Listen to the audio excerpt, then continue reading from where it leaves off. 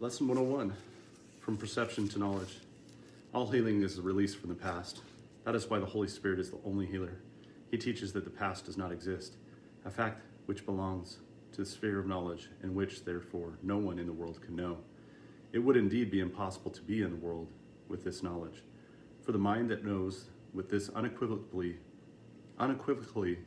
knows it dwells in eternity and utilizes no perception at all.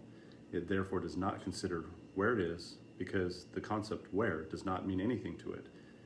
It knows that it is everywhere, just as it is everything and forever. The very real difference between perception and knowledge becomes quite apparent if you consider this. There is nothing partial about knowledge. Every aspect is whole, and therefore no aspect is separate. You are an aspect of knowledge, being in the mind of God, who knows you. All knowledge must be yours, for in all knowledge, for you and in you is all knowledge. Perception is, at its loftiest, is never complete. Even the perception of the Holy Spirit has as perfect as perception can be, without meaning in heaven. Perception can reach everywhere under his guidance, for the vision of Christ beholds everything in light. Yet no perception, however holy, will last forever. Perfect perfection then has many elements in common with knowledge, making transfer to its possible. Yet the last step must be taken by God, because the last step in your redemption, which seems to be in the future, was accomplished by God in your creation. The separation has not interpreted it. Creation cannot be interrupted. The separation is merely faulty formulation of reality with no effect at all. The miracle with a function in heaven, without a function in heaven is needful here. Aspects of reality can still be seen, and they will replace aspects of unreality. Aspects of reality can be seen in everything and everywhere, yet only God can gather them together by crowning them as one with the final gift of eternity. Apart from God, apart from Father and the Son, the Holy Spirit has no function. He is not separate from either, being in the mind of both and knowing that the mind is one. He is thought of God, and God has given him to you because he has no thoughts. He does not share. His message speaks of timelessness in time, and that is why Christ's vision looks on everything with love. Yet even Christ's vision is not his reality. The golden aspects of reality that spring to light under his loving gaze are partial glimpses of heaven that lies beyond them. This is the miracle of creation, that it is one forever. Every miracle you offer to the Son of God is but the true perception of one aspect of the whole.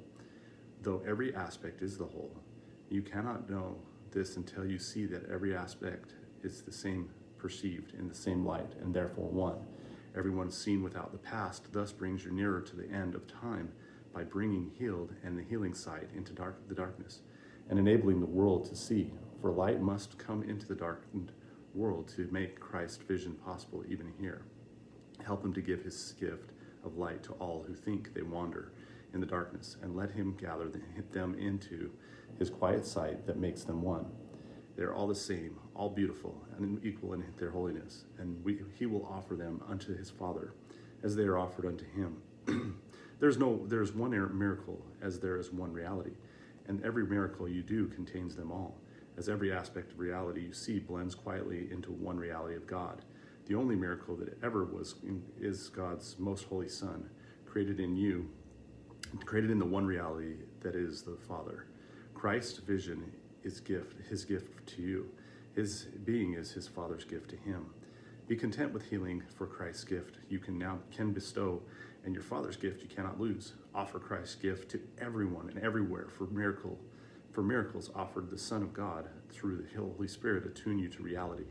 The Holy Spirit knows your part in the redemption, and who are seeking you and where to find it. Knowledge is far beyond your individual concern. You who are part of all of it and all of it need only realize that it is the Father, not you. Your role in the redemption leads you to it by reestablishing its oneness in your mind. When you have seen your brothers as yourself, you will be released to knowledge, having learned to free yourself through him who knows of freedom.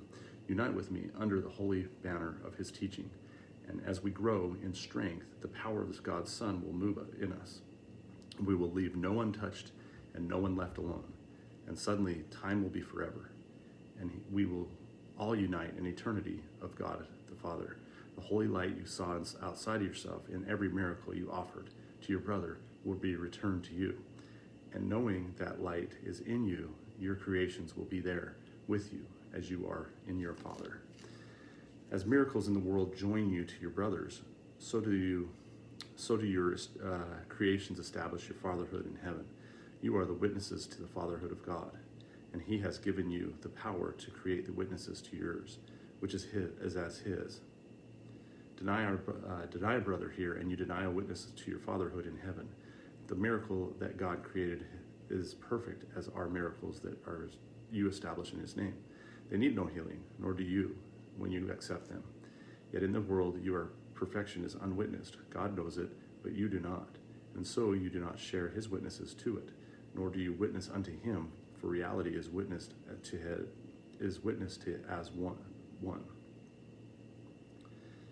Nor do you witness unto him, for reality is witnessed to as one. God waits your witness to his Son and to himself. The miracles you do on earth are lifted up to heaven and to him. They witness to you, to what you do know. As they reach the gates of heaven, God will open them, for never would he leave his own beloved Son outside them and beyond himself.